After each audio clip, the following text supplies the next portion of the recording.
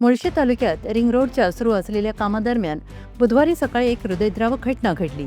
भरावाचे काम करणारा एक डंपर चालकाचा ताबा सुटल्याने थेट कडेला असलेल्या घरावर उलटला आणि या भीषण अपघातात घरात असलेल्या एका महिलेचा ढिगाऱ्याखाली दबून जागीच मृत्यू झाला. आणि या घटनेमुळे परिसरात तीव्र संताप आणि शोककळा पसरली आहे. मिळालेल्या माहितीनुसार रिंग रोडच्या कामासाठी बुधवारी सकाळी डंपरद्वारे माती टाकण्याचे काम सुरू होते आणि यावेळी मातीचा भराव टाकत असताना डंपर अचानक घसरला आणि कडेला असलेल्या एका घरावर जाऊन कोसळला.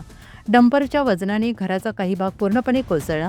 यावेळी घरात असलेल्या महिलेला बाहेर पडण्याची संधीच मिळाली नाही.